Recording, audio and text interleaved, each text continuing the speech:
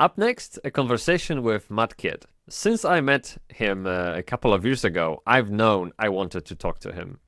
He leads a talented team of GETREKT Labs who helps brands to take advantage of live streaming as their marketing channel. Having worked with brands like Samsung or Microsoft, he is a walking mine of best practices and examples of how companies can tap into the power of live events and campaigns. Now, me as a person working in the B2B space, I wanted to find out what we are all missing out on.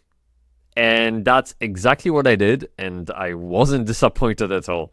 So please enjoy my conversation with Matt, and as always, I will see you on the other side. I think the best place to start, at least to me, is to start with the bigger picture, and then we can drill down onto the details. I think from generics to specifics is the best way to go, at least for me. Can you help me with, can you speak a little bit to why should brands consider live streaming at all, like as a crucial part for their marketing channel mix?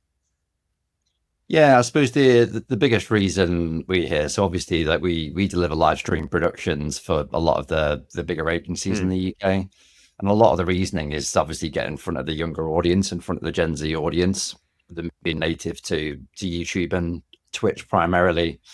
I think obviously from the engagement standpoint, it just offers a lot more tools than you would get from post-produced content. So obviously when you're reporting on metrics from like post-produced YouTube content and such, a lot of it's around impressions or views and that kind of stuff. Whereas with Twitch or with YouTube to an extent, you can obviously create your own engagement mechanics, which I think is really unique to the platform.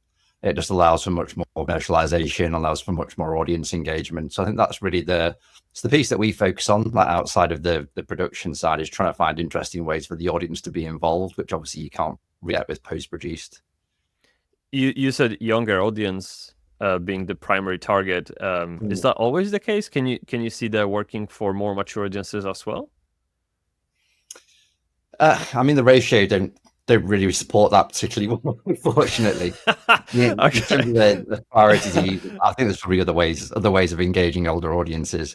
But a lot of it, as I say, is usually to kind of reduce the general audience age or the customer age. So, for example, we were talking to the guys at WWF, so the World Wildlife Federation, and a big problem they had is that their standard marketing channels just mean that their crowd's getting older and older and almost dying off because people have kind of known the brand for so long, but they're not really engaging with that younger audience. So that's when they showed a real interest in Twitch. Obviously, like donation mechanics are so kind of native to the Twitch platform. It makes total sense for a charity to do that. So, I mean, I'm sure there are places that have to be extremely targeted in terms of which creators and things you use. Because, I mean, inevitably it comes down to the creator audience, right? So if someone's got an audience that operates over 30 years old, then I'm sure they'd be successful. But yeah, in terms of the general... Oh, I'm sorry. I watch live streaming. Who's your friend, you? I mean, I'm already older than you, so... There you go. So there's always an extreme example as well. But speaking of maybe speaking of reaching younger audience, have you seen lately how presidential candidates in the US use Twitch to reach younger people? Like Trump featured on Kick Streamer, right, a platform, and then Kamala, I think, had like some kind of collaboration with Fortnite. And they streamed that, just crazy. So, I mean, there clearly is potential behind it, and not, I mean, for businesses and politicians and all of that. If we look at overall marketing strategy and where does live streaming fit into it in terms of brand presence and by brand presence, engagement, maybe even commercialization?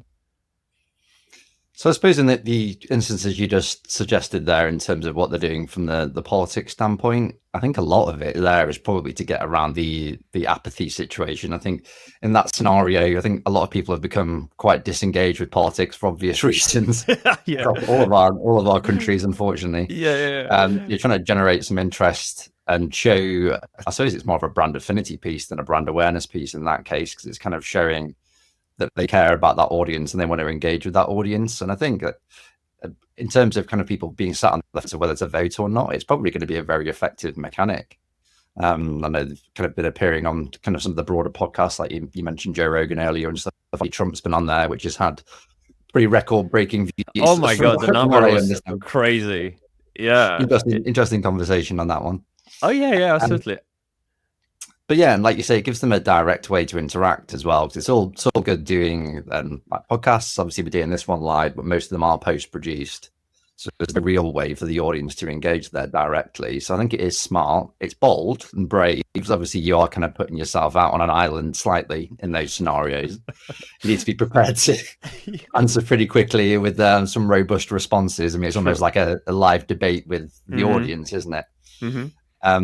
But the commercializations, it's an interesting one, especially for live streaming on Twitch. I think typically kind of brand presence in sports and gaming generally has kind of been logo presence. Maybe they'll do some giveaways and that kind of stuff. So I don't think they've really taken advantage of a lot of the commercial tools that are available. So that's something that we are kind of doing a lot to develop, just to make sure we have the engagement pathway from a creating audience standpoint, but it actually leads to some kind of conversion or a website visit or whatever the KPI for that campaign is. So it's probably the most interesting part of our work. I think obviously the production side is very pretty and engaging, and it's a great sales tool for us, showing some great animations and such. But the real value, I think, is in those engagement pieces that lead to actual results, which I think we're quite unique in that approach, really. I think something that people might not appreciate about live streaming, and correct me if I'm wrong, is the recyclability of the content. And we will record this podcast, but let's assume it wasn't a podcast recorded live. It was just a live transmission of an interview, whatever. We could chop it up into so many formats. It's just crazy, right? Like, have you seen any good examples of repurposing a live stream into more of a offline pieces? Yeah, I mean, I think in most campaigns there is a kind of post or pre-project kind of social delivery content model, which we don't really get too involved in.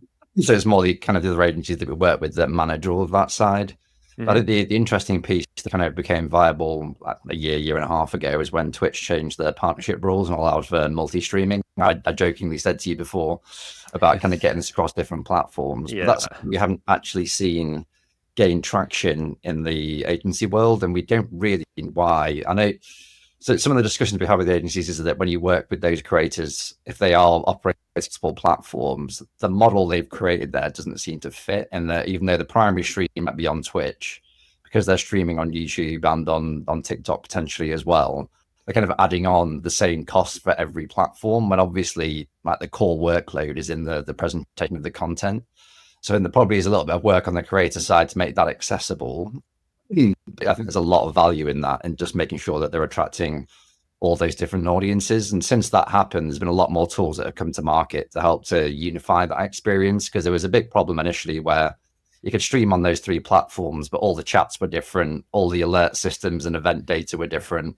So again, a big piece of work we're doing at the moment is amalgamating that data from all those platforms to make sure the chat experience can be unified, like any kind of goals are unified across the streams, any kind of like nice animations are playing like tied to the data across them all. So I think there's a really big opportunity there from a live stream content side. And then obviously, in terms of distribution, again, there's a lot more tools out there now to make that easier. So we've had a chat with the River guys and Powder AI guys about the AI content clipping tools, which I think are really interesting. I think they've got some work to do. I don't think it's 100% accurate yet, but in terms of kind of making that post-editing piece a lot easier, I think in any campaign, that editing time is just such a wall to climb at the end of a campaign. It can be that those clips don't get out for 3 weeks because they're being kind of overly produced, or it's just a volume thing or a capacity thing. So I think those tools will all help with that to make sure that more eyes are getting on the content for sure. Yeah. So for those who don't know, I stream every weekend on Twitch. I actually play games, and that's no secret. Yeah. What do I play? Throne and Liberty. Yeah. Oh, you did say, yeah. yeah. I'm sorry. Or not. It's a great game. But what happens is that we stream for like 4 to 8 hours, and then turning that stream into clips, shorts, it takes so much work. Because even though during a stream, if I remember, I will mark moments of that stream, which I think are interesting, it's then down to the video editing to create a story out of it. And they have to search for moments, dialogues, pieces to frame it in a way, add captions, all of this crazy amount of work. So now we're streaming through Riverside, and they already have some kind of AI, which I think is something what you referred to. When we stop recording, within a few minutes, we have like a collection of clips that the AI thought was interesting. Now, mind you, they aren't that good. Like, Yeah, 80%, I'll say, on this, yeah. But when I actually get to edit the footage, I can use their suggestions to find the clip within the stream and make it good. So it's almost like an outline what they think was good. And they probably go by the triggers like laughter or some kind of smile, or maybe change in tone of voice. They definitely have ways to pinpoint those moments. But we'll talk about platforms and I think tools in a little bit. Could you help me maybe understand the key differences between endemic versus non-endemic or native or non-native brands when it comes to live streaming, and how does that impact marketing strategies for both? So endemic and native obviously is those kind of gaming related companies that are already operating within the space. So they're probably doing some kind of live stream content. They've established some kind of audience on social media and the content they're delivering on YouTube, for example. And often case there, it's more of a depth driving scenario. So in those cases, it might be for a new product launch, or it might be kind of bringing on partners to stream on those platforms to promote affiliate codes and such. I know the affiliate codes are a bit of a dirty word these days. People are kind of moving away from that. So with that, it's kind of really coming around at more interesting ideas on the engagement side and how do we drive depth and affinity. I think there's a few brands that have got it very wrong. I'm sure you know about the Artesian scenario a couple of years ago, where the whole company went under because the CEO made some slightly silly comments on a live stream. I don't know about this. Yeah, they were doing a live PC build, and the CEO was on there, and they've made some comments about one of the smaller creators on their partner program, and it blew up all over social media. All their partners left, and the business disappeared within a few weeks. So it obviously has its risks. Yeah, so for endemics, it's often, as I say, a depth driving scenario, whereas with non-endemics looking to get into the space, it's usually, I say, brands that are operating on the other platforms but are looking to get in front of a younger audience or do something a bit more tech forward. So we've done some stuff for helmets and ANAs, for example. Like they'd obviously be a good kind of non-endemic class. But it's all those kind of external brands that are looking to operate and grow affinity with that audience. The difficulty they often have is how do they present themselves in that space, because they just often don't have really a knowledge of how a Twitch stream should be put together, don't really understand the tools. So obviously there's a big education piece there at the start of those projects as to, okay, what can we do here that's interesting? Ties to the brands, what kind of creators do they want to get involved that are kind of operating with the right audiences and such. So it's more of an uphill struggle. I think on the non-endemic side, I think we do see a lot of kind of one and done campaigns, which is again something we're trying to get the industry away from. So it might be there's a big campaign that goes on over a period of 3 weeks. There might be 10 streams in that period. They'll get some great results and that'll be kind of done. It operates in isolation. I think a big investment in Twitch campaigns is obviously the technology, the graphical components, and all those kind of elements that work towards that. So what we're trying to do is trying to get them to think more kind of seasonal, annual campaigns to spread that cost and make it more accessible. So obviously the last thing we want to do is them to come in, have a good experience, but it be really inflated in price with the creators and the production needs, and then not be able to continue to do that. So we're kind of moving more towards creating like streaming toolkits essentially that can be repurposed and used throughout the year with different creators just to make sure that value's spread. So there's a little bit of education there, I think, to do. It's a big piece for us. I think something, if we just go back for a second to the faux pas that you mentioned with the Artesian, it just got me thinking, going live, it is putting yourself in a very vulnerable spot, right? As we said, you essentially expose yourself. There's no taking back. And frankly, sometimes when I mention to a podcast guest that is it okay if we stream live, their first comment is like, "Oh, so there's no takesies, backsies." I'm like, no, just the way it is. And so I imagine many people have this as a first objection to going live at all. But then if you add the technical complexity to it and then creative side to it, this becomes like you can understand why people don't even try. It's almost like the entry level is not that low, the threshold. What would you say to people which think that way? How can you convince someone that it's actually worth it once you put all that work into it? Yeah, I think the entry level has changed significantly over the last 5 years. So when we started the business like 6 years ago, we were primarily working with creators before we kind of moved into the agency and brand space. And just the baseline for production now is so much higher than it was then. I think a lot of the kind of OG creators that have been around for a long time can get away with it and just having a camera and nothing else. I know. They've been doing it for so long. I'm always jealous of that. Yes. There's a lot of similarities between a new creator and a new brand wanting to activate in the space. So you kind of have to show you're serious, which requires some investment. But I mean, it's really depending on what the campaign goals are. I think it's easy enough to justify if the goals align with what we do on the platform. And as I say, in terms of kind of justifying the cost, it's much easier to spread that over a kind of a yearly campaign tied in with those other channel elements. So it's kind of more a part of the mix as opposed to kind of a dedicated campaign is probably how we'd approach it.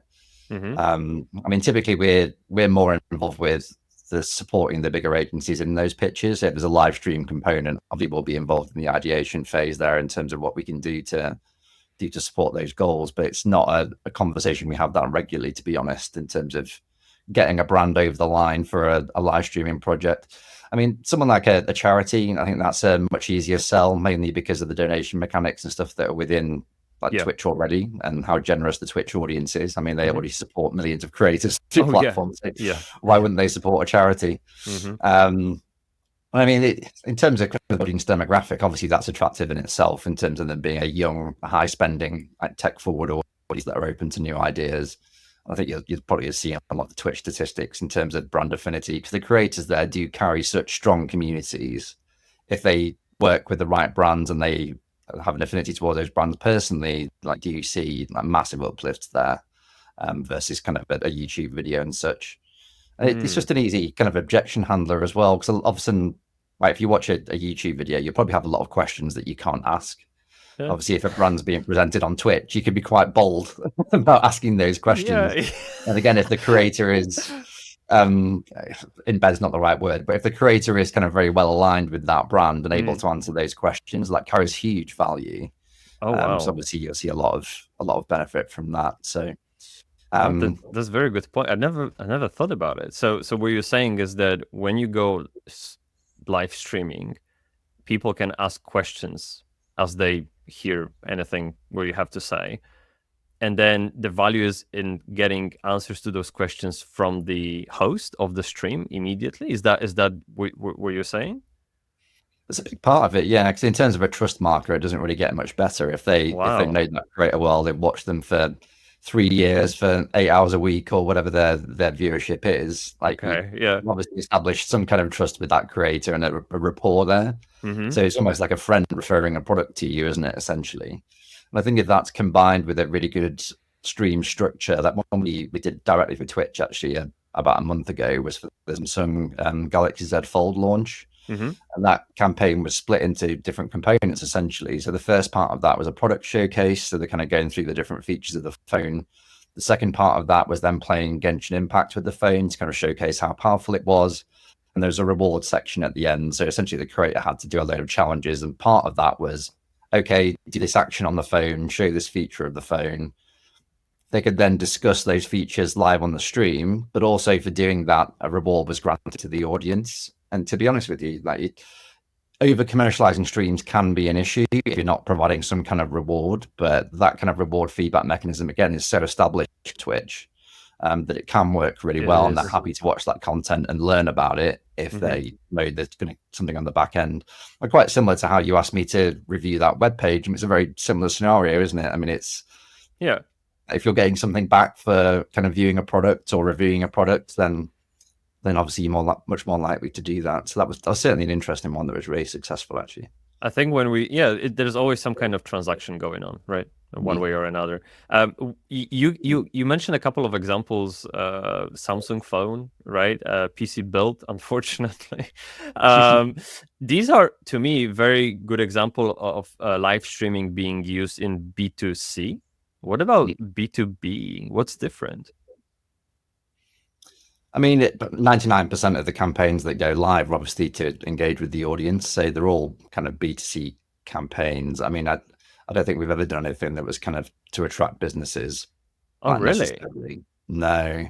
Interesting. It's usually, yeah, I mean, if you're trying to sell a product, obviously you can't do that at scale to consumers. So we don't really see much there. I think the only discussion we've really had about that is that we do a lot of virtual studios and virtual space setups. So we discussed there with a company that builds esports arenas about building a virtual arena and then having that streamed on Twitch to kind of attract other universities and schools. But I just don't think like the audience base really lends itself very well to B2B anyway, because it's with it being an older audience endemically. So yeah, I think I've seen on your LinkedIn, you showed the guy running around a room I think it was rendered in Unreal Engine, or no? Do you know what I'm talking about? Like it was like letting them experience the meeting room. I think it was that the idea behind the video? So it was actually a lot of the tools we use. Obviously, we're trying to gamify live streams and try and bring a lot of those game mechanics into a live stream. So that one actually was for an external tool. It wasn't for a live stream, but it was a B2B tool. So essentially, the owner had bought this big warehouse. It was going to be an event space. Instead of just having a standard kind of website experience, we built a virtual space that could then be used to preview how you would build an event space, essentially. So think of it like The Sims. So you walk around with your little character, you're like, I'm going to put a stage here, I want to put this furniture here, I want to put my logo on this banner here, and you can really dress the space up and visualize it. It felt really good. It looked really good as well. So whenever you mention this kind of work, when you create a virtual space, I think of those goofy characters or just hands floating around on the screen, you know what I mean?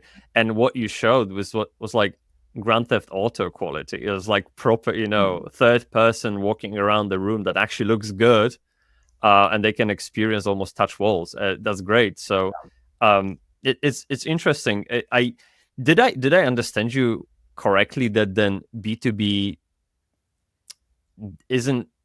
shouldn't like care for live streaming? Is that what you're saying, or isn't there potential for B2B in live streaming? I'm just trying to make sure I understand that people don't get the wrong idea that it's only for B2C in case it isn't. I mean, I'd like to get your thoughts on that. I don't think we've seen an instance of it where it had a lot of value. I think like stuff like this on LinkedIn is really kind of a more appropriate place to be promoting B2B content. I just don't think that the viewer base is there for it. I mean, it's different from an esports perspective. Like I'm sure, like in terms of endemic brands, you probably are going to get some traction. I mean, if obviously you're looking for sponsors and brands to be involved in an event, for example, there's probably value. But I think from a pure kind of commercial campaign perspective, I think it'd be quite hard to justify. But great to get your thoughts. Do you mean like Twitch specifically?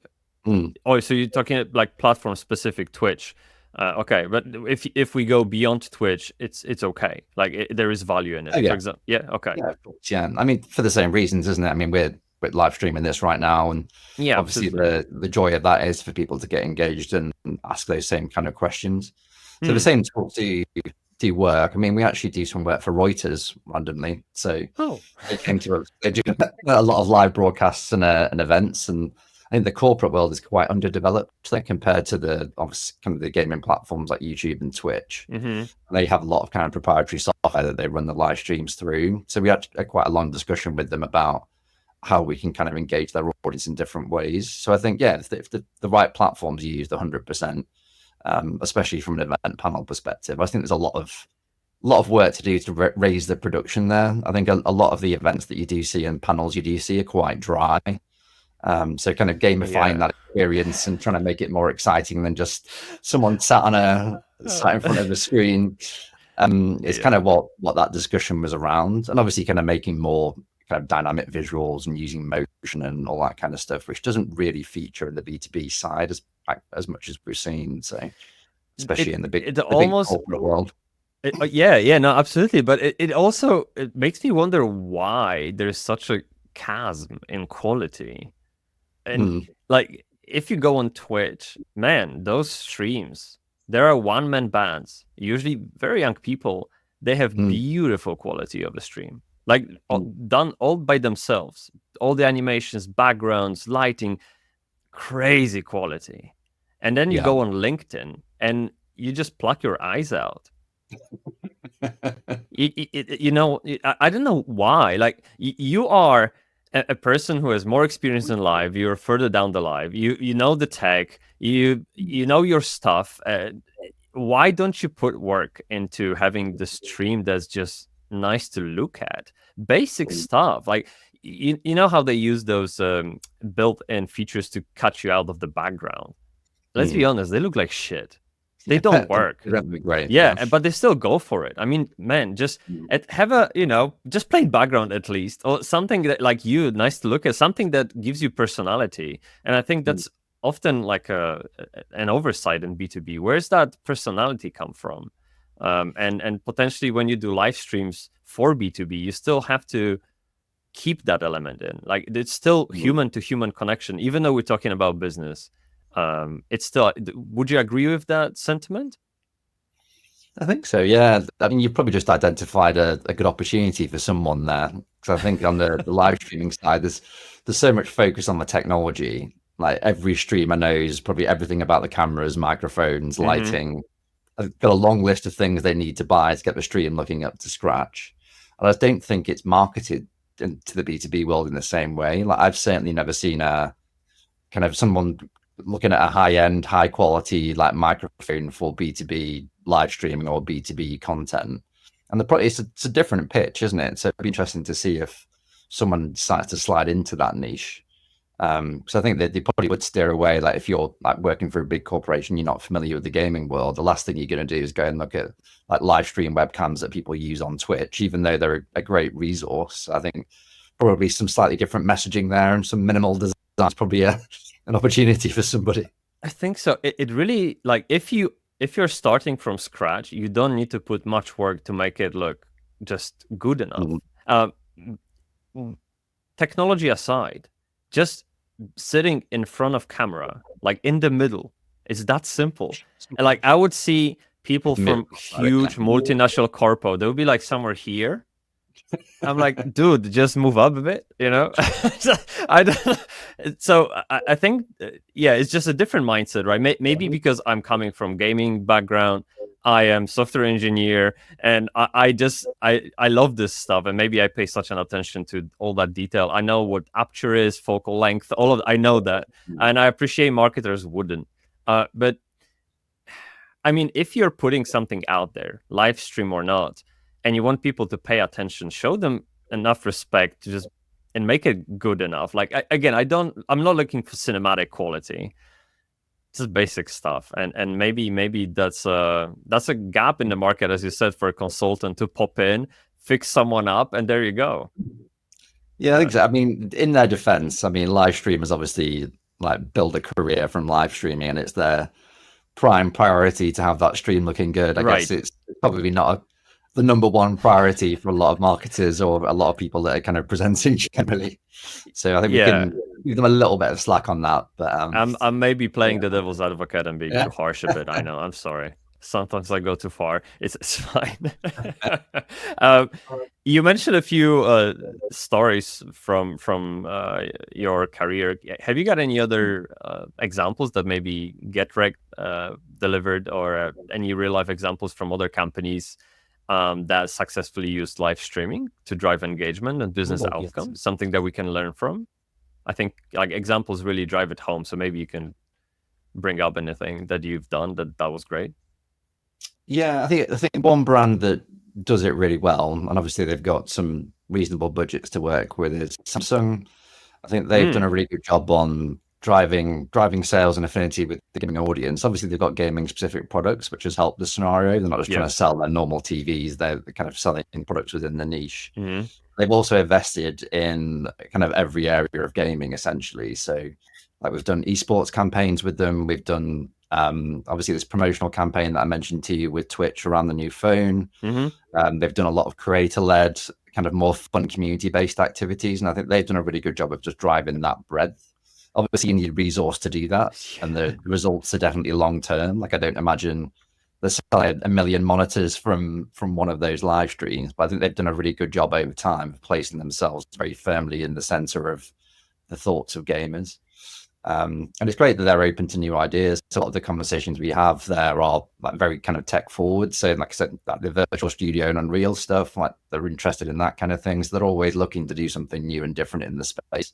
And I think that's really kind of the mindset you have to go in there with. I think going in closed-minded and doing a kind of half-baked version as a test is quite a dangerous thing to do on Twitch, because if you go in there as a new brand and you fail once, like it does stick around on Twitch a bit more than a YouTube video that someone clicks off. Obviously, they're a very active social media bunch, so if it's pitched correctly, it can be difficult. But yeah, I mean, the Hellman's Mayonnaise one was another one that was it was purely a marketing piece, really, but it was a really good example of combining gaming with messaging that you would never have thought of. So it was actually, we can't take credit for the idea for this one, because it was through the beautiful guys at Edelman who we work with quite a lot. So they wanted to promote the no space for food waste. So they essentially, food waste is a big problem in the UK. Like, people throw away a lot of food every month. So they wanted to try and tie that in with a game mechanic and then bring a lot of these engagement tools in. So what they did was combine 4 creators in the UK playing Starfield, and food in Starfield is quite kind of notoriously useless within the game. And so we tasked the creators with running around the galaxy, collecting food waste and depositing it in their ships or in a area. And then obviously we did some integrations to measure how much they were collecting, leaderboards, so they're kind of racing around the galaxy. And then obviously we had the kind of marketing pop-ups and stuff, but the way we integrated that, we actually designed it so it fit with the Starfield HUD. So essentially sat on the stream as a working piece of the game throughout the stream. So I think that was a really nicely thought out piece, and then tied in with the kind of engagement mechanics that we developed with the guys. It went really well, I think. It was well received. But just a good idea of how you can tell a story on Twitch in a different way when you combine it with these kind of gaming mechanics. It's just finding where that crossover is in most instances. Yeah, I think this is an amazing example. So you have a mayonnaise company tapping into the power of gaming. That's great. I mean, gaming isn't gaming the second largest industry in the world, right after porn? I think it is. Like, it's huge. They even maybe overtook it. Yeah, it's crazy. I know what you mean. Okay, never seen. Okay, fine. Okay, we'll skip that. Editor, cut it out. Okay. So what we're gonna do is move on. No, I'm kidding. But basically, if this is such a huge industry, and all that is missing, I think, to merge the gaps is some kind of creativity. Because I think you can make it work for any brand. I mean, just literally, you just gave me an example. You have a jar of mayonnaise, and they somehow twisted that into guys playing Starfield. It's just like, that's really good. I love that. There's always a way. I mean, the difficulty is trying to find the game that works, that has the audience that works, with a creator that has the audience that you need as well. I think that's the really difficult part. Unfortunately, not a bit that we have to do. Just a lot of the other agencies obviously manage that process in terms of that selection. But yeah, I think there's always a crossover opportunity somewhere. You've just got to find it. It's just sometimes it's hard to find value in that as well, because sometimes you find a game that fits really well with a campaign idea, but the viewership might be awful on Twitch. So you're trying to kind of justify the value to do that. There might be a dip in the audience. It might be that it's 6 months into a season and the kind of viewership's dropping off, so it's not the right time, or it might be a game with like general low viewership. And that's kind of the difficulty. So it kind of does limit you a little bit in what titles you can choose, unless you do really have a powerful creator who variety streams that can pull an audience no matter what they're playing. I was about to say, quite high cost generally. They are, yeah. They Don't hold back. I know. And it's actually very interesting. So in a sense, you have to account for that unpredictability in a way, right? Every time I search for a game to stream, for example, I'll be looking at the top of Twitch categories, right? And I look at, oh, this is I have, look, apart from Counter-Strike, Valor, all those like always top games. There'll be sometimes like there's this TGC card simulator lately where people just have a card shop and they sell Magica cards, just something silly, really. And you look at this, has like 70K views on the whole category. I'm like, whoa, that's a lot. And then you go in and there's just one dude pulling it off, and the rest is just like one viewer, two viewers. So how do you work with it? This is so dynamic, so unpredictable, almost, right? How do you find the middle ground? And the reason I'm saying this is because I imagine creating a campaign takes about 3 months or some time at least, and you don't know what's gonna be like in 3 months. I don't know. You don't know what the game's gonna be like, right? And there can be some huge bad press around a game if they've done something the audience doesn't like that can affect those things. So it's kind of, it just make people err on the side of caution. So the majority of campaigns tend to be in Call of Duty, Fortnite, Minecraft, these kind of big player-based games, just because there's more security there. But yeah, it's definitely a tough one. I mean, there are some tools out there actually. I mean, from a personal perspective, I'll give you a little gem here. Okay. Because we used to do a lot of creator educations before we moved into the agency space. Obviously, we're working directly with creators. So there are tools you can use to try and find underserved communities. So it'll actually show you the number of streamers and the number of viewers within that category. So you can choose where the biggest opportunities are. So it might be that actually the viewership in this game is 100,000 people, but only 3 people are streaming it. And the reason that kind of came around in discussions was because discoverability is god awful on Twitch. Like trying to climb from the bottom of a category is a real difficult task, especially in a popular game. So in terms of mixing that into some variety content, it can really help kind of boost channel awareness, kind of dipping that stuff in. So I imagine Unpredictability is probably in a similar scenario where there's reasonable viewership, but the number of streamers isn't huge. I imagine I'm not. That's right. Yeah, that's right. And I used to stream in a different category, which was the other way around. It was Guild Wars 2. It just didn't work out, so I switched. And Throne and Liberty has been awesome for me. It's really, really good, and I think it also attracts more mature audience. So it's far easier for me to have a discussion with those people.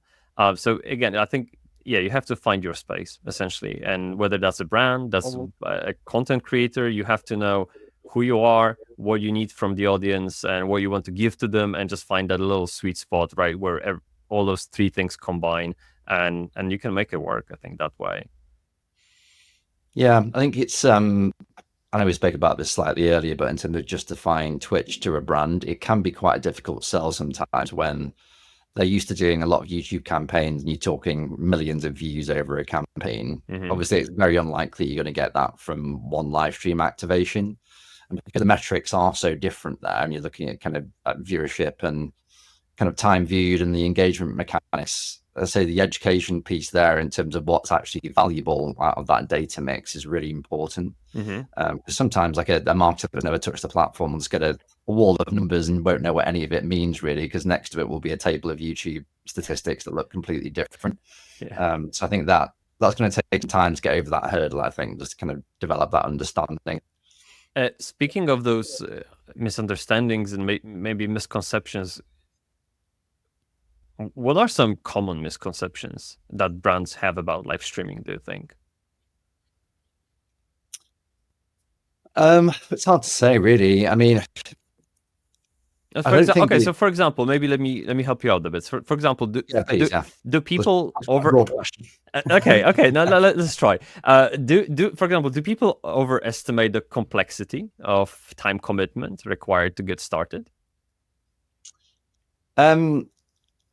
I suppose it comes down to the kind of quality of delivery. I don't think they underestimate it, but I think giving them an understanding that it's achievable and it's not going to cost the earth is a big part of this. I think the expectation is, especially if you've been working in television or other media, like you look at a live stream production and think this is going to cost $500,000 to create this live stream production. It's obviously not the case. So I think there's a bit of work to do there. I mean, it is a higher barrier of entry than things like YouTube for sure. If you're going to get good results, I mean, let's say you can do it on a string, do a relatively limited production, just get a creator promoting a product and don't build in any of the components. But if you do that, then you're kind of missing the opportunity there, which is obviously those custom engagement pieces and what can you do to kind of get the audience involved.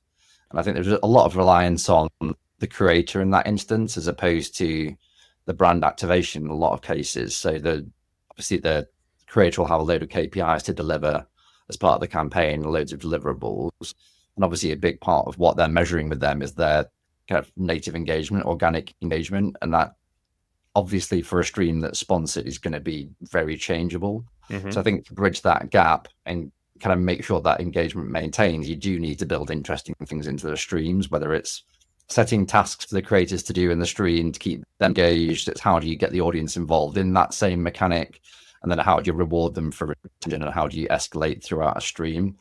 So that's something we've been doing a lot of work on recently, is attention piece, because sometimes if there's a really kind of strong reward, if it's given out halfway through the stream, like 90% of people will disappear. Oh, no. The big things being given away. So the Call of Duty campaign we just delivered actually over the weekend is a really good example of that. So we had this challenge mechanic where we were showcasing the different areas of the game. So MZ, who's a great creator, was playing multiplayer zombies and the campaign. So we were showing the different areas of the game. There were challenges that were set throughout that. And then throughout the stream, it was revealing a code word for every challenge that was completed. So the audience was engaged, obviously trying to guess what the code word was from the start. We weren't going to find out until the end. So it was a really fun little engaged mechanic, seeing them arguing and chat about what this code was going to be. And the way that worked on social media was, it was three Xbox guys, and they had a post on social. It's like you had to guess on the bottom of this tweet. So obviously that engagement translated onto Twitter, amplified those posts, and there was a big PC giveaway at the end, as well as a few smaller ones through. And I think that was a really nice structure and the flow to make sure that every piece of the puzzle was engaged. And the commercialization element, we did some giveaway codes throughout the stream. So they tend to work really well as traffic drivers, kind of giving discount codes throughout. And something we've seen a lot of success with actually is escalating discounts. So if we are setting a creator a task, the harder it gets, the more they progress, the bigger a discount code might get for a store, for example. Nice. You find it's a really good traffic driver. Things like limited drops as well can be a really cool thing to do. Oh, that listing something on the store midstream and saying, okay, first one to get there. Buy the thing. That can be a real good kind of peak traffic driver. So from what I understand, it seems like gamification could be one of those things that businesses could use more of. And something that came to my mind instantly, there's a company who teaches coding, like development courses, like Udemy, for example, but I don't mean them in this case. What they do, they merged Udemy with Duolingo and created courses for people who are looking to switch the career into a development, and it just blow out. This is great. And I think this gamification goes back to the human psychology, and that in turn can help the brand do something cool and get people hooked up on the product, and in return get some, a loyal pair of eyes, and then just make it work, right? I think it's a lot in education. We actually had a conversation with a relatively new company here called the Data Literacy Academy, and something they were looking at doing was something quite similar. So rather than just having the usual kind of checklist of stuff you have to go through, you do like a corporate course or HR course or something, you're just kind of clicking your way through to try and get there. See what you can get away with not reading. Oh no. They wanted to gamify the experience. So we talked about doing almost like an escape room where they had to complete tasks that were related to the individual educational components to get out of the room. And something as simple as that can really help with kind of engagement in those topics, especially if they're a little bit dry, and they tend to be, let's be honest, in those kind of scenarios. But it's the gaming psychology is such a proven piece now, like in terms of what kind of reward systems and what reward loops work to keep people engaged in a game. So from a live stream perspective, they're already familiar with a lot of those mechanics and that psychology. So bringing that into a live stream makes complete sense and just gamifies that experience and allows for that involvement. But it's not like we're reinventing the wheel here. Like a lot of it is kind of just progress and reward, like similar to like a season pass, for example. like visual and audio cues, like to reward an action, that kind of thing. So it's just thinking about how do you integrate that in a way that isn't too abstract or kind of alienates the audience, really. Mm-hmm. So when you say this, I mean, human psychology is the same everywhere. Like whatever product channel you choose, you essentially work on the same principles, right? And the only thing that might be stopping people from trying live streaming instead of, I don't know, investing into 1 year long SEO campaigns is essentially lack of understanding of that environment and that high level of entry in terms of investment, like money investment. And I guess a little bit of creative side too. I mean, all those examples that you mentioned, that are so good. They're like amazing. But first you have to come up with those, you know? And that's the tough one. So I kind of I appreciate why people are a bit reluctant to try it, but at the same time, I would highly encourage that they do. With one thing, and actually SEO is a good example. It sounds to me, and maybe try to correct me if I'm wrong. You need to give it time. It's like a snowball effect. You can't just do one stream and expect wonders. It's almost like building a newsletter audience. You do it for 1 year in front of anyone, and all of a sudden it picks up the pace. Is that how it works?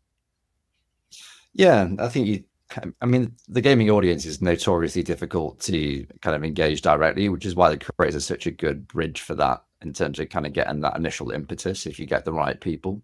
Mm-hmm. But I think it's a fair point. Look, you've been talking about Twitch a lot, right? And have you got any experience with other platforms? We do. I mean, we do live stream on YouTube, and we support kind of live streaming through Instagram and TikTok and that kind of stuff. It's just that the primary kind of tool set available to us is on Twitch. Kind of always has been. Like they've got quite an open like data architecture. So in terms of being able to kind of pull things from chat, so that we developed a piece of software that reads chat directly. I know you mentioned obviously like the chat reading technology and some of the AI tools. Mm-hmm. So using something like that to kind of push engagement is quite an interesting route. So do you have a question? Yeah, I'm just thinking, like, how does each platform serve? Would you say that each platform serves like a different purpose or audience in a sense that, like, you know, you have Twitch, which is obviously for streaming, but there's Instagram, which is more related to like photo, videos, reels, right? There's TikTok, which is dances to silly music, obviously, and Facebook Live, which everyone forgot about. Like, how do you how can you leverage those other platforms for live streaming? Is there any particular angle that works better on specific platforms than the others, would you say? I think a lot of it's just around audience base. I think in terms of kind of the gamification tools, as I say, obviously Twitch is kind of the leader that can access all that data. I mean, I think it kind of comes down to the internal focus of the platform as well, right? Like TikTok had a really big push on gaming. They haven't quite got there because they haven't really developed the tool sets that Twitch has. So a lot of those kind of reward systems, like it's really hard to access like data for us. Like if we want to make some interesting engagement tools with TikTok, it's almost impossible unless you know someone's sat in front of a computer in TikTok that can kind of give you API access. Yeah. And the thing with Instagram and Facebook, so we have to develop things like Chrome extensions through chat and things like that because we cannot read that data directly. Ouch. Okay. So we have to, it just gets a bit complicated. So the barrier of entry just kind of goes up essentially. But Instagram obviously doesn't have there's a lot of gaming content on there, but I don't think they really have an outward focus on it. And we had a good chat actually with Selvi from Meta, because we did a panel down at Comic-Con last Friday. Something we were discussing was kind of what the situation was with Facebook gaming, because they obviously had that as their kind of Meta platform. Yeah. I was under the impression was going to be rebranded and separated from the core Facebook side of things so they could focus on that, but it obviously just hasn't happened, and a lot of that development, the team has kind of moved on, which I think is a shame. So they had some really good monetization models for the creators. They had some work to do in terms of how people were being found on there in terms of the algorithms and such. Like it was based on popularity essentially. So if Call of Duty was the thing that people were playing, everyone had to play Call of Duty, otherwise you were never going to get seen. So there's a lot of kind of issues there. Wow. Okay. And The other side of that is obviously the anonymity side of it, which I think is kind of a big part of interactivity, because people like on Twitter or on Twitch often operate under an alias and don't use their first and last name, whereas on like Facebook, you are the person that is writing those posts. It's very easy to find out where you live in that scenario. I mean, people are a lot better behaved generally in that scenario when people can like literally see you a picture with you with your family, but obviously that's quite a scary component to that. So yeah, I think they've all kind of tried it. I think they're all quite limited in terms of their tools right now. It'd be interesting to see if Twitch do provide any tools for kind of more storified content, because it's obviously not something they do in terms of allowing for kind of portrait format streaming and such. So I do wonder if they'll lean into that, because obviously it lends itself much more to the mobile market and the mobile gaming market as well. So haven't they launched stories lately, Twitch? I think there's Twitch stories now, right? I don't know, actually. Yeah, I think I remember a couple of people that I follow on Twitch, they posted stories, just like shorts, like you would have reels on Instagram. So this could be an indication they're going in that direction, perhaps. They having, yeah. It certainly sounds like it. And it's a conversation we actually had with the Samsung guys as well, because like a lot of the ability to stream a game from a phone is quite limited. We had quite a big conversation there, because mobile streaming through a computer is a bit of a task from a technology standpoint to get everything set up. Screen ratios are all wrong. Like it's pretty messy, but being able to stream direct from the device, especially with kind of upload speeds and stuff being a little bit better than they have been historically, like, is there an opportunity there to kind of push in that market? Because there's just no real tools there that work particularly well. I wanted to about stories. It'd be interesting to see where you take a look. Some people actually do upload stories to Twitch, and it's just very interesting. I guess I don't know. I mean, you're used to going to that platform to watch someone browsing YouTube for you for a few hours, and then all of a sudden you get stories like you would on Instagram and TikTok and whatever. So that's pretty interesting. And then you have stories on LinkedIn now too, right? So this format is getting more and more popular. But finally, you haven't mentioned LinkedIn in the list of platforms for streaming. Is there a reason? Have you not tried streaming on LinkedIn anything? Which I don't blame you. Actually, this would be the one. Interestingly, we sometimes do our own podcasts, but we do them all on Twitch, actually. You do? Given our argument previously about it not being the best place for B2B, obviously with our strategy shift, probably would be a better idea to do them on LinkedIn, because we often do. So we'll bring in a creator and then someone from a gaming brand, like for example, and then we'll discuss, okay, how does the creator get sponsored by this brand? What's valuable to this brand from a creator standpoint? And we just have kind of a roundtable discussion there to combine both worlds. It's actually an event we want to do live as well at some point. So I think a lot of the events tend to be, okay, this is a creator event, this is a brand event or a marketing event, but there's very little out there at the moment that combines those two. And I think networking more between those creators and brands will, one, help the understanding from the brand standpoint in terms of what they're dealing with, and try and build some stronger connections. Because obviously operating online isn't ideal for everything. No, absolutely. Really good to try and get those heads in a room and just understand as well. I mean, there's often disputes really in terms of kind of the remuneration for creators, for example, what value they can provide. Like mentioned before, like multi-streaming, what's a fair way to approach that? I think getting those agencies and creators in a room to have an open discussion there will be much more productive than kind of keeping everything separate. So hopefully we can do something there. That sounds like a good plan. I think overall, I am a firm believer that the answer is always in the room, and if you bring people in, they will eventually reach some kind of conclusion and a way forward.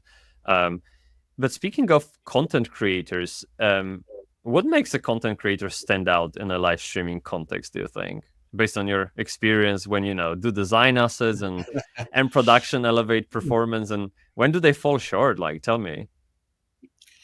I'm asking for myself, by the way. Talent for business. Well, do you design work, please? Yeah. I think it's more kind of the initial production side. I think is a bit of a box check to show that you're professional. I don't think it gives you viewership, but it can help with retention. I mean, obviously, if someone comes to a stream and it's like you mentioned, the camera quality's awful, the audio's awful, they're just going to disappear straight away. Yeah. So I think that's more of a kind of entry point. Okay, this person's serious. I'll hear what they've got to say, see what games they're playing. And then it's the kind of age-old adage of kind of the talent versus entertainment, isn't it? And the like you can make it to an extent with both, but if you don't have both of those qualities, then it's kind of difficult to really hit the upper tiers. I mean, you look at, I mean, XQC is an awful example potentially, but Yeah, absolutely. being skilled at games and also entertaining in his own right, whether you like his content or not. Yeah. He's got those kind of unique characteristics. He does. And that's probably the hardest bit, is trying to be unique, because a lot of people try and do that through the events they'll do on the stream, like the content they're producing.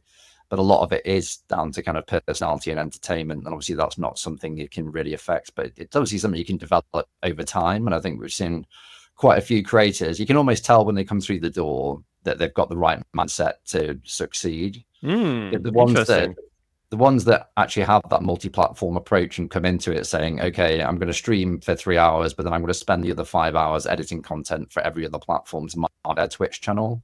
Like those that come in with that mindset and have that breadth of presentation experience, yes, really, in terms of live stream, post-produced and all that kind of stuff, tend to progress much more quickly, and their viewership progresses much more quickly. But it can be a matter of just doing like really unique events and content. Obviously, like the speedrunning guys have done an amazing job on that kind of stuff and developing a niche.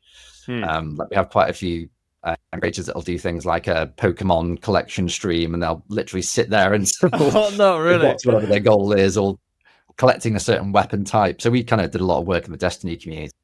Exotic weapons are the kind of rarest weapons in the game. So we had a creator actually that tasked himself with creating every single exotic weapon over a period of like a month, and we created like some cool visualization of progress through that kind of system. But those kind of things can be really good for retention, and that obviously retention and building is kind of what you need. Like having 10 new viewers every time you go live on Twitch is great, but if you don't keep 8 or 9 of the last ones, you're going to be fighting the same battle. But there's tons you can do there. But yeah, it's really hard to say. Like you think someone's super talented and they'll do well and be sat at the kind of mid-range for the rest of their career. Someone will come in who you think's kind of completely off the wall, eccentric, doesn't really understand how the platform works. They'll check in 3 months later and they'll have 500 viewers, 1,000 viewers or something. You don't really know why. But yeah, the unique side of it is a bit of a witchcraft scenario, I think. I think people, at the end of the day, people go to streams to entertain themselves. And obviously entertainment, the value in entertainment is very subjective. So whether you enjoy Asmongold, who watches YouTube as his career, or you watch Shroud playing Escape from Tarkov for his whole life, then wherever you take entertainment from is up to you, up to the viewer. But at the end of the day, if you can associate a streamer with something, like you can contrast them with something, like they have some kind of space in your mind, they occupy a certain category in your mind, just like any brand, any business, that will do. And we're not born live streamers, probably none of us are. It's a skill that you master, but I think that the worst part is just to try it. And when you try it and you start with just talking about all the crap that comes to your mind, because you have literally 0 viewers, maybe you have 1 viewer that doesn't chat with you at all, so you have to just keep going, you have to keep talking, you have to be the yapper. And if that is something that you're ready to challenge yourself with, then I would say go ahead. And whether you're a marketer or a gamer, it doesn't matter. I think live stream is a very versatile medium to essentially sell yourself, right, as a professional, as a entertainer. Yeah, I mean, it's very similar to a business strategy, isn't it? Like if you try and be like a jack of all trades and appeal to everybody, you very rarely make an impact. I think just accepting that you have a niche and kind of building into that niche is the way to go. And it's the reason that we've been so successful is that even though we have a very broad design skill set, I mean, we could go for every piece of design work we see from a motion graphics site standpoint, websites, all that kind of stuff. But we literally just focus on this live stream component, and that's kind of where we've found our home, and just kind of focusing down on that. I think it's the same for creators. I'm not saying they necessarily have to be controversial, but if you are a specific type of content creator, leaning into that and not trying to get everybody from the Twitch audience is a really important way to approach it. We are jack of all, well, we could be jack of all trades too as a web design agency. Yeah, but that's not the way to go. I mean, clearly you just have to pick a niche, even though you have skill in lots of avenues, but you have to pick one path to focus on so people can relate you to something. But at the same time, I think you would agree that picking a niche, especially in gaming, like let's say you're a streamer of, I don't want to put any game onto the car. Okay, let's say New World. Okay, this is already kind of people made up their mind. So you have New World, and you become a streamer of New World, and that game dies. You're in a trouble. So it's kind of important to be still somehow flexible, or at least have a backup plan, right? This is where, I mean, you have to do it initially, I think. I think if you're a variety streamer, it's very difficult to build on Twitch just because you're trying to get up in 5 different categories, and like, it's just an ongoing battle that you're never going to achieve. True. So you do need to drive that depth, but the ones we've seen the most success with is the ones that have driven that depth, got into like the top 5 of those categories, but then they start to feed other games in because the community's built at that point. They've got that affinity with their audience. They've got that relationship. They do tend to hang around, but they do see dips. But I do see from a lot of them that's a very difficult period, especially from a revenue standpoint, because they lose subscribers. Like when people come in to watch a specific game, like they've been watching New World for 6 months, and like, what the hell is this? Like, I'm here for New World content, not for you. Yeah, it's a bit of a hump, but obviously in terms of sustainability, it's really important, and not many people do it well and end up getting locked into a game for 10 years in some cases. They're scared to move on to anything else because it's become their revenue driver, and like they're paying their mortgage through this. Like, kind of get stuck in it, and then it really become a job at that point because you might be playing a game that you don't enjoy anymore, or there's toxicity in the community you kind of got to sit through, and it like just we see it with you like PUBG streamers and stuff that are kind of going through a fair bit of that kind of activity. And it's I think that the longer communities around, the bolder they get and the more toxic they can potentially get. I guess so. If you're already kind of integrated there and don't want to move, it's quite a hard scenario. And if you sit on the ticking bomb, it essentially turns into this negative spiral. It's hard to escape from.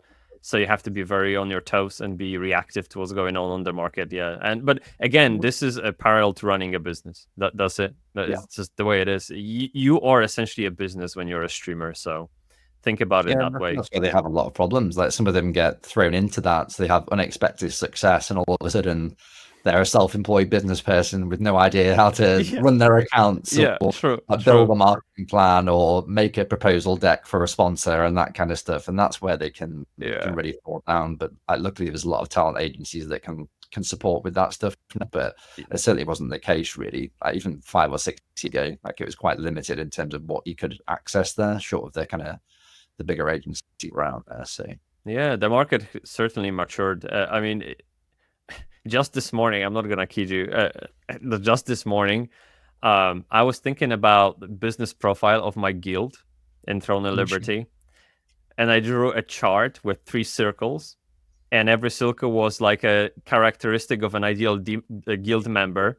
And so the way I then run an ad recruitment ad for the guild, I'm sorry, I can't not bring business into that. Like, it's just marketing mindset, I guess. But yeah. Hey, on that fun note, what are you looking forward to in the live streaming space next year or in the upcoming years? What are you excited about? I think just the development of the market is kind of a big important kind of target for us at the moment. So it's really excited to see what kind of brands get involved. I mean, it's been good to see kind of all the Fortnite map creative, obviously all the work going on in Roblox. I think that technology side of things and the brand integration in games is going to be a really interesting piece, and it leans itself like pretty well into kind of what we do. So we do a lot of campaigns to amplify those, because obviously you want to try and get player adoption and eyes on those maps. So the stream campaign is the natural thing to do in those scenarios. So I'm quite excited to see how that world develops. Obviously, hopefully you'll see the new GTA at some point. Which I think, yes, please. I can't wait. So obviously they bought 5M and kind of get more involved in the RP community, which that's going to have a huge opportunity from a brand perspective. I'm excited to see how that ends up working out, because typically with GTA, obviously they've kind of built it around fake brands being a big part of the game and being kind of a humorous component. So this is it'll great. be interesting to see kind of what happens there. Just excited to see how the technology develops and like what data we can access as well, really, because as I say, the other platforms are so limited at the moment, but it's a huge opportunity. We're doing a lot of work behind the scenes there to allow us to start to activate on TikTok in more meaningful ways and that kind of thing.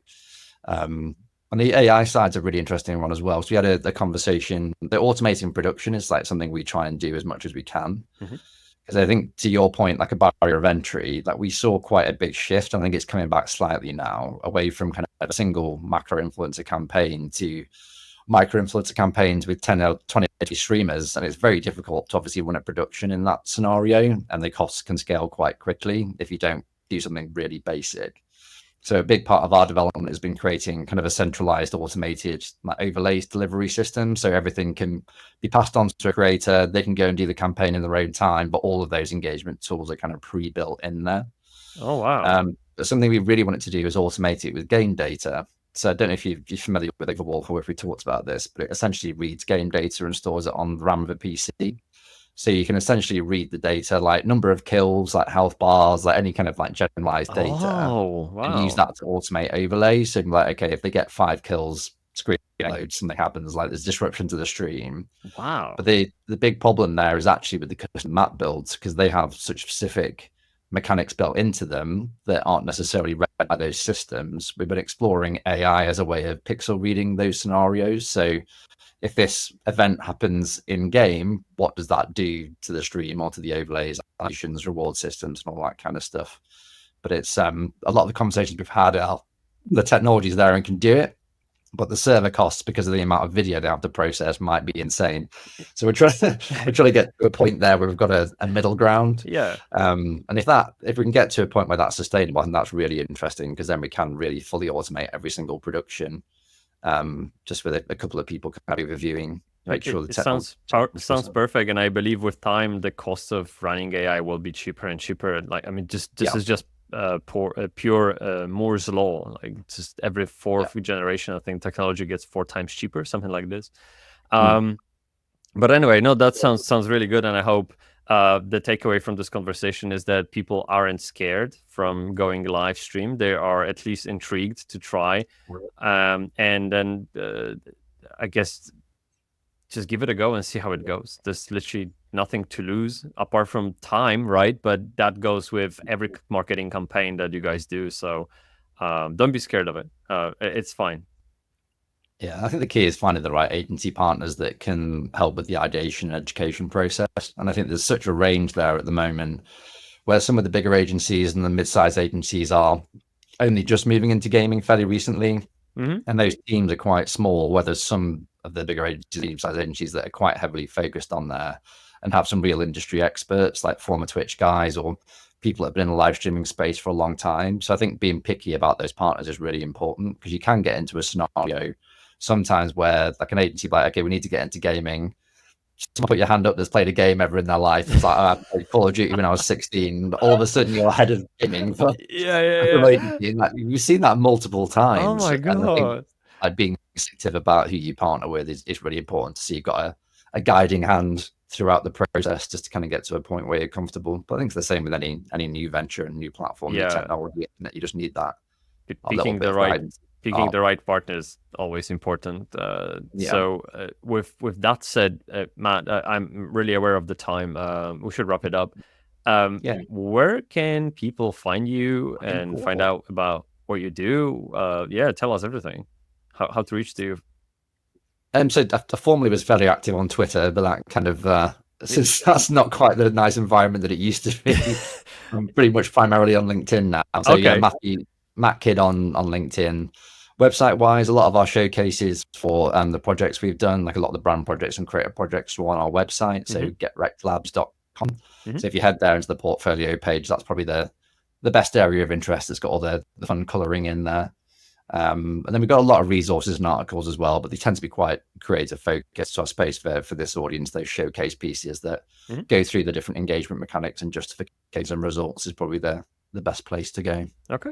We'll link to everything in the show notes. With that, thank you, Matt. Thank you so much for coming. I had to laugh and I enjoyed it thoroughly. Thank you so much. I really appreciate it. Thanks, man. Thank you for listening to my conversation with Matt. To support this podcast, please leave a follow or share it with a friend. Thank you.